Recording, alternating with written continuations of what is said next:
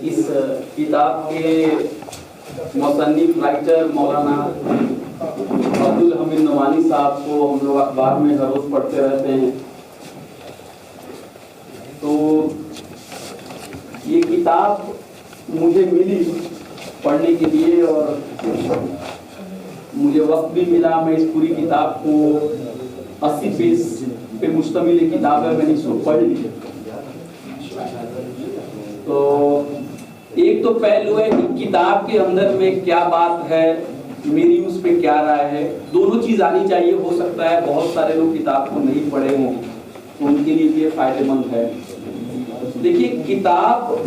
जो है उसको 3 उसके पहलू में किताब के अंदर। सबसे पहली चीज है कि कॉन्टेक्स्ट क्या है इस बुक का। 2014 में मोदी हुकूमत जिस एजेंडे के साथ आई और पार्लियामेंट से खिताब करते हुए मोदी साहब ने जिस तरह से हजारों सालों की गुलामी की बात कही, तो पूरा का पूरा उनका इशारा था कि एक बहुत ही एग्रेसिव, एक हिंदुत्व एजेंडे के साथ उनको आना है, उस पे आए। और बहुत बहुत एग्रेसिव सरकार रही है, इसमें किसी को कोई दो राय नहीं है। जेएनयू पे अटैक हुआ, यूनिवर्सिटियों पे अटैक हो रहे हैं, माइनॉरिटी पे अटैक हो रहे हैं, किसानों के लिए कुछ नहीं है। तो नोमानी साहब का जो कंसर्न था या ऑब्जेक्टिव स्टडीज का जो कंसर्न है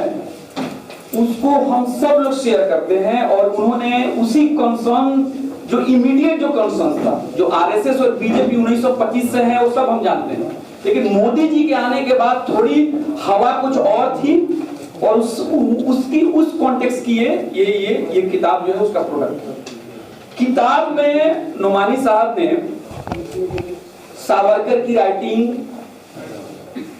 हिंदुत्व जो है, हु इज ए हिंदू, उसको उन्होंने उसमें जिक्र किया है। गोलवलकर की राइटिंग को जिक्र किया है। और इत्तेफाक की बात है कि मैंने भी किताब मिलने से 2 हफ्ते पहले मैंने भी सावरकर की किताब पढ़ी। और जब मैंने सावरकर की किताब को पढ़ी तो उस किताब के अंदर में मुझे 2 तरह के ख्याल आए उस किताब को पढ़ने में। एक, सावरकर ने कितनी सारी बातों को उसमें छुपा दी है, बहुत सारी बातों का जिक्र नहीं करना चाहते हैं। हिंदुस्तान की जो असल तारीख है उसको छुपाने की कोशिश कर रहे हैं। तो ये पहलू है जिसमें लगता है कि बहुत ही सतही तरह का राइटर है। और दूसरी उनकी बड़ी काबिलियत है कि जिस तरह से उन्होंने हिंदुत्व और हिंदुत्व का जो कॉन्सेप्ट दिया, ये बहुत ही पावरफुल कॉन्सेप्ट है। अब पूरी किताब अगर हिंदुत्व को आप अगर पढ़ेंगे तो एक, हम लोग जैसे यूनिवर्सिटियों में पढ़ते हैं तो कहते हैं सोशियोलॉजिकल अप्रोच या हिस्टोरिकल अप्रोच, वो कहीं नहीं है। जो हिंदू नेशन की बात जब कर रहे हैं, जब Indus valley civilization, Indus river के बाद से जो शुरू हो रही है और आज तक उसमें कोई गरीब नहीं है। उनकी पूरी दास्तान जो शुरू हो रही है, जो हिंदू की पूरी हिंदू सिविलाइजेशन की जो कहानियों कह रहे हैं, ना उसमें कोई गरीब है, ना उसमें कोई दलित है, ना उसमें कोई पिछड़ा है, ना कोई उसमें तबकाती कोई ऊंच नीच है, ना बुद्धिज्म और हिंदुइज्म का कोई टकराहट है। बिल्कुल जो कहानी वो हिंदुत्व की जो गढ़ रहे हैं वो बिल्कुल एक तरफा कहानी है कि जैसे कि हिंदू रेस, एक हिंदू समाज पैदा हुआ, उसको ना कभी बीमारी हुई, ना कभी उसको कोई परेशानी हुई, बिल्कुल आगे बढ़ता चला आ रहा है, वो बिल्कुल अंदर से मुत्तहिद है। और जो लड़ाई उनके खिलाफ लड़ने वाले कुछ मुसलमान आए जो 1000 सदी के आसपास में आए और कुछ दिनों के लिए हमारे ऊपर हम मगलूब हो गए और फिर हमको उससे बाहर निकलना है। और एक और बहुत दिलचस्प बात है हिंदुत्व की, जब आप उसको पढ़ेंगे, ब्रिटिश हुकूमत के बारे में कहीं कोई जिक्र नहीं है। ये किताब 1925 से 26 में लिखी गई है और ब्रिटिश हुकूमत के बारे में, अंग्रेज कौन है, अंग्रेज कब आए, अंग्रेज इस मुल्क में 200 सालों तक रहे हैं, इसके बारे में कोई जिक्र नहीं है। सिर्फ मुसलमान के ऊपर फोकस, और वो फोकस और ये सब अगर आप देखेंगे रिसर्च के तौर पे तो देखेंगे किताब बहुत ही कमजोर किताब है, लेकिन किताब एक माने में बहुत ही पावरफुल किताब है। बहुत ही पावरफुल किस माने में किताब है कि 19वीं सेंचुरी में, जो कि बहुत सारे जो हिस्टोरियन, नए जो हिस्टोरियन हैं, सबल्टन, ये लोग जो कहते हैं कि जब अंग्रेज यहाँ पे आए और जिस तरह से एक रिप्रेजेंटेटिव डेमोक्रेसी जो आई, तो वहां पे मामला ये था कि जिसकी तादाद ज्यादा हो, जो अपने आप को एक बड़ी कम्युनिटी के तौर पे दिखाए, अंग्रेज उतना ही उनको पुरस्कार देने के लिए तैयार थे, उनको कुछ ना कुछ चीजें देने के लिए तैयार थे। तो हिंदुत्व के जो बानी जो लोग थे, उनको ये बात लगी कि किस तरह से एक हिंदू नेशन को बनाया जाए। तो हिंदू नेशन को बनाने में मुश्किलात हैं भाई, बुद्धिज्म को भी उनको अंदर शामिल करना था, जैनिज्म को भी उनके अंदर में शामिल करना था, हिंदू मजहब के अंदर में भी कितने सारे फिरके हैं उनको भी उनके अंदर में शामिल करना था, और पूजा पाठ के मुद्दे पे कोई हिंदू मजहब में कोई एक चीज है नहीं। अगर हम बिहार से हैं, बिहार में जिस तरह से छठ की पूजा होती है, अगर आप मध्य प्रदेश चले जाएं तो उसमें किसी और तरह की पूजा हो रही है। तो बहुत सारी डाइवर्सिटी है। तब सावरकर ने सोचा कि हमको हिंदुइज्म की जब बात करेंगे, वहां पे झगड़ा और लड़ाई की बात है, तो एक नया टर्म हम करते हैं जिसका नाम है हिंदुत्व। और वो कह रहे हैं कि हिंदुत्व का मतलब ये है कि पूजा पद्धति अकीदा इससे हमको लेना देना नहीं है। पॉलिटिकली अगर आप यूनाइटेड हो जाते हैं, पॉलिटिकली अगर आप पॉलिटिकली यूनाइटेड हो जाते हैं, और पॉलिटिकली ऐसे यूनाइट होंगे कि आपका जो पुण्य भूमि है, जो फादरलैंड है, जो मदरलैंड है, वो सब कुछ इंडिया में हो, तब आप इसके अंदर में आपको मेंबरशिप इसके अंदर में मिल जाएगी। अब मैं कभी कभी सोचता हूं कि अगर मैं जेएनयू से मैंने अभी तालीम हासिल की और मुझे कल इंग्लैंड में या अमेरिका में मुझे स्कॉलरशिप मिल जाए, फिर वो कहें आप 10 साल या 15 साल यहीं पर रह जाइए, उसके बाद हो सकता है कि अमेरिका की सिटीजनशिप मुझे मिल जाए। उसके बाद अगर वहां के क्रिश्चियन फंडामेंटलिस्ट अगर मुझसे कह रहे हैं कि आपको अमेरिका की शहरियत तो मिल गई, लेकिन आपकी पुण्य भूमि जो है वो बनारस में है या अयोध्या में है, तो आप हमारे यहाँ पूरी तरह से सिटीजन नहीं है, और मेरे ऊपर वहां से पिटाई हो, मेरे ऊपर इस तरह से मशकूक मेरी एक आइडेंटिटी हो जाए, तो ये कितनी खराब बात है। तो सावरकर साहब की किताब को डेमोलिश करना भी बहुत ही आसान है, क्योंकि उसमें कोई भी सोशियोलॉजिकल हिस्टोरिकल पर्सपेक्टिव है नहीं। और नोमानी साहब ने अपनी किताब में अम्बेडकर साहब का हवाला दिया कि अम्बेडकर साहब का हवाला देते हुए उन्होंने कहा कि बुद्धिज्म और ब्राह्मणिज्म के बारे में जो टेंशन है और जिस तरह की लड़ाई हुई है, तो आप इंडिया के सिविलाइजेशन को हिंदू सिविलाइजेशन कैसे दिखा सकते हैं। और रोमिला थापर ने भी यही बात कही है कि जब अंग्रेज हिस्टोरियन यहाँ पे आए तो उनको तो यहाँ के बारे में बहुत सारी जानकारी नहीं थी, तो जो उनको यहाँ पे नेटिव स्कॉलर्स जो इनको मिले,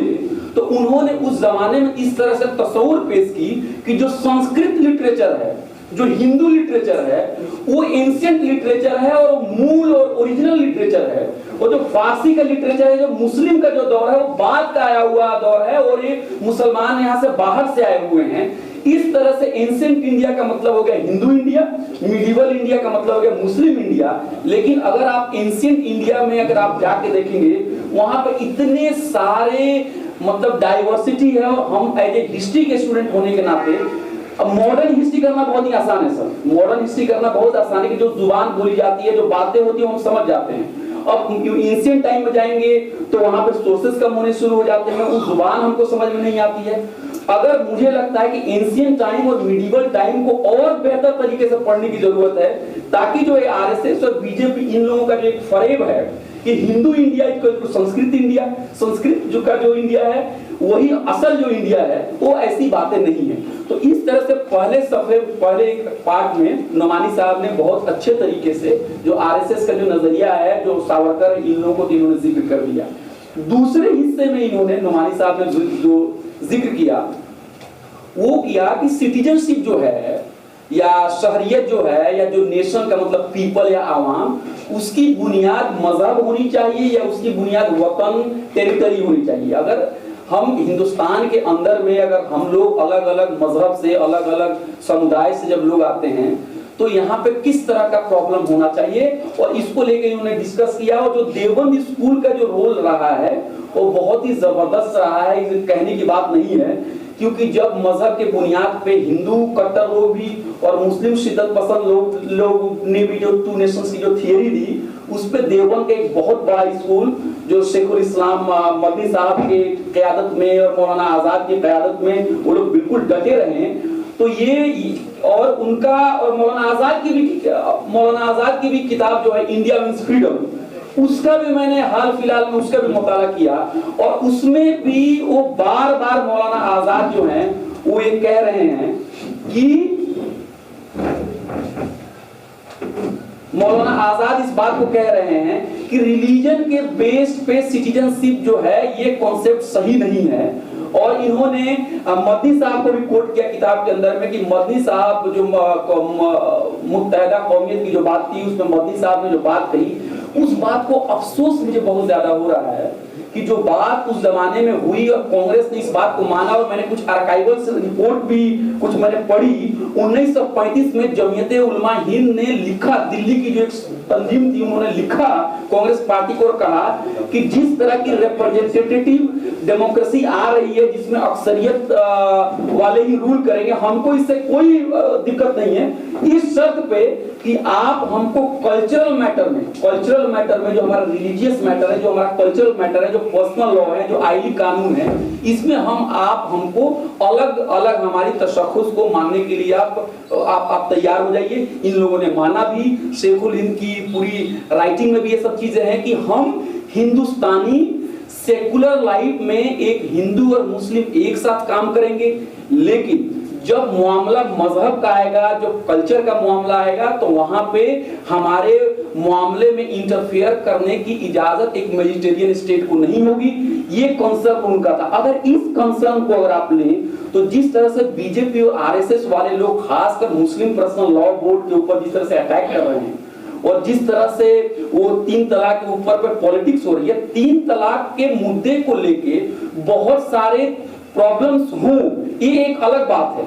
लेकिन 3 तलाक के मुद्दे को लेके लोगों की अलग राय हो, मुसलमानों में भी अलग राय है। 3 तलाक को लेके लोगों की क्या व्यूज हो, ये अलग बात है। फेमिनिस्ट लोग, नारीवादी लोग क्या सोचते हैं, वो एक अलग बात है। लेकिन एक कौम को आपको मार्क आउट करके और इस तरह के तस्वीर बनाना कि जो इस्लाम है या मुस्लिम सोसाइटीज है उनके अंदर में औरतों को हुकूक नहीं है, वही ओरिएंटलिस्ट राइटिंग को ये लोग लेके चल रहे हैं। अफसोस की बात है कि बीजेपी इस पे बहुत ही एग्रेसिव पॉलिटिक्स कर रही है, लेकिन 1950 के बाद मैंने इसी पे पीएचडी किया। मुझे भी बहुत अफसोस होता है कि कांग्रेस के जमाने में इन्होंने एक बहुत ही अच्छी स्ट्रेटेजी, नोमानी साहब स्ट्रेटेजी इन्होंने कांग्रेस के जमाने में क्या हुआ कि टॉप लीडरशिप हमेशा कहती थी कि नहीं हम पर्सनल लॉ को नहीं छोड़ेंगे, लेकिन जो उनकी स्टेट की जो लीडरशिप होती थी, अंतोले साहब भी थे वहां पर, अंतोले साहब जो बॉम्बे के थे, बॉम्बे के जो मिनिस्टर बने 2004 में, उन्होंने बॉम्बे में 1970 के जमाने में पोलीगामी को बैन करने के लिए उन्होंने लॉ पास करवाया, उसने अपने मतलब एक रेजोल्यूशन करारदाद पास कराया बॉम्बे से। और इंटरेस्टिंग बात देखिए कि जब आप पोलीगामी को बैन करने के लिए कानून लाते हैं तो फिर उस पे काऊ के ऊपर भी कोई रेजुलेशन लाया जाता है। एक जमाने में तो इस तरह की पॉलिटिक्स कांग्रेस के जमाने में भी हुई है कि टॉप लीडरशिप कुछ नहीं बोलेगा, लेकिन नीचे का जो लीडरशिप होगा वो कुछ ना कुछ उल्टा सीधा बोलता रहेगा ताकि मुसलमानों के अंदर में बेचैनी रहे। तो ये एक पहलू हो गया जिसको इन्होंने दिखाया कि इकबाल साहब के मुकाबले में जो शेखुल हिंद का जो नजरिया था वो हम हिंदुस्तानियों के लिए ज्यादा बेहतर है, क्योंकि डाइवर्सिटी सिर्फ हिंदू के अंदर में नहीं है। ये चीज भी मुस्लिम इंटेलेक्चुअल्स को समझना चाहिए। डाइवर्सिटी जो है वो सिर्फ हिंदुओं के अंदर में नहीं है, डाइवर्सिटी दुनिया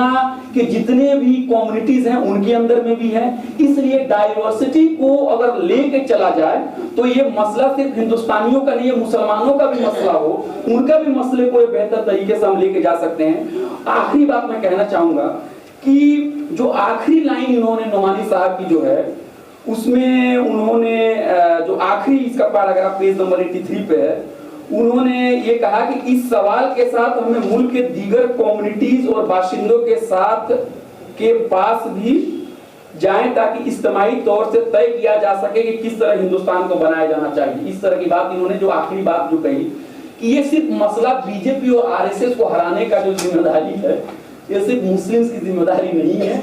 क्योंकि हम लोगों को भी पीएचडी करने के बाद 4 सालों में कोई नौकरी नहीं मिली। इस गवर्नमेंट के अंदर में जो अभी कोई रिपोर्ट आई कि बेरोजगारी को मोदी जी कहे 2014 में कि हम बेरोजगारी दूर करेंगे, बेरोजगारी दूर नहीं, उन्होंने क्या किया, डाटा को ही गुम कर दिया, ना किसी के पास डाटा रहेगा कि कौन बेरोजगार है। और किसान के ऊपर जो हमला हो रहा है, तो अगर मेजोरिटी यहाँ पे हिंदू है तो किसान के तौर पर परेशान हो रहे हैं, अगर कोई हिंदू कम्युनिटी है तो। स्टूडेंट के ऊपर, जेएनयू के ऊपर तो 80% लोग नॉन मुस्लिम्स ही पढ़ रहे हैं, एक तरह से माने तो हिंदू ही पढ़ रहे हैं, उनके ऊपर भी उन्होंने अटैक किया। तो ये सिर्फ मुस्लिम्स का मसला नहीं है, लेकिन मैं यही कहूंगा कि ये बहुत ही मुश्किल बात है कि कैसे आरएसएस को डिफीट किया जाए, क्योंकि इस किताब के अंदर में एक चीज जो बिल्कुल पूरी तरह से नमानी साहब मिस कर रहे हैं इस किताब के अंदर में, आरएसएस का जो वजूद है या आरएसएस जिस तरह से इतनी बड़ी ताकत हो गई, उसका कोई इकोनॉमिक डायमेंशन है कि नहीं उसका, ये आपकी किताब में कहीं जिक्र नहीं है। इकोनॉमिक डायमेंशन का मतलब ये है कि क्या कुछ बड़े बड़े पूंजीपतियों, बड़े बड़े जो लोग हैं, उनकी मदद के बगैर, या जिस तरह का एक पॉलिटिकल इकोनॉमी जो बाहर से पूरी दूसरी मुल्क से जो आ रही है, यहाँ पे इंपोर्ट की जा रही है, उनकी मदद के बगैर क्या आरएसएस इतना बड़ा ऑर्गेनाइजेशन हो सकता था? अगर आप मोदी की स्पीचेस को देखें तो मुझे कहने में इसमें कोई दिक्कत नहीं है और हिचक नहीं है कि मोदी हिंदुत्व का काम कम कर रहे हैं और बिजनेस का काम ज्यादा कर रहे हैं। एक खास तबके को फायदा पहुंचाना, जो वसाइल को है उसकी लूट करना। इसलिए मैं कह रहा हूं कि एक अगर ग्लोबल लेवल पे आप देखेंगे तो फंडामेंटलिस्ट ऑर्गेनाइजेशंस के और मिलिटेरियन ऑर्गेनाइजेशंस को ही हथियार बना के हमारे पड़ोसी मुल्क में किसी और संगठन का इस्तेमाल कर रहे होंगे, हमारे यहाँ हम हिंदू के नाम पे हिंदू संगठन का इस्तेमाल कर रहे हैं। तो एक इसका इकोनॉमिक डायमेंशंस भी है कि क्यों इन्हीं को, आप बताइए, इन्हीं की मेंबरशिप क्यों बढ़ रही है, इन्हीं के लोगों, इन्हीं को कैसे। और हमारे देश के जो पूंजीपति लोग थे, सरमायादार लोग थे, उनके बारे में ख्याल है, बड़े लिबरल लोग हैं। उन्होंने 2009 में मोदी को कहा कि यही प्राइम मिनिस्टर है और सब लोग आए थे। आप जो जितने भी बड़े बड़े लोग हैं वो सब लोग आए थे। तो एक इकोनॉमिक डायमेंशंस भी उसको देखने की जरूरत है। बिजनेस है, business, Modi is doing business. मैं आपको बता रहा हूँ, ही इज डूइंग बिजनेस। नहीं तो अगर राम टेम्पल ही बनाना होता, आपको लगता है कि राम टेम्पल, बाबरी मस्जिद को तोड़ना अगर आरएसएस के लिए आसान है तो बनाना क्यों इतना मुश्किल है? तो वो सब कुछ एक कम्युनिटी के फ्रेमवर्क में भी नहीं है, उसके एक इकोनॉमिक डायमेंशंस भी है। और मैं ये कह रहा हूं कि जो मार्जिनलाइज कम्युनिटीज है, मुझे लगता है कि अगर आरएसएस को डिफीट करना है तो जो मार्जिनलाइज कम्युनिटीज है उनके बीच में कैसे इत्तेहाद हो, ये भी बहुत, ये कहने से नहीं होगा। दलित मुस्लिम के बीच में यूनिटी होनी चाहिए, मायावती बीएसपी के बीच में यूनिटी होनी चाहिए। हो क्या रहा है, जहां तक मेरा मानना है, ये इत्तेहाद हो क्यों नहीं रहा है? ये इत्तेहाद इसलिए नहीं हो रहा है कि हम बातें बहुत ही छुप के कर रहे हैं, बातें खुल के हमारे अंदर से नहीं आ रही है, और हम बहुत सोच कुछ और रहे हैं और कर कुछ और रहे हैं, बातों को छुपा के हम कर रहे हैं। जैसे सिंपल आप देखिए, जैसे हम किसी दलित संगठन के साथ अगर हम जाएंगे, उनके साथ हम मिल के जाएं,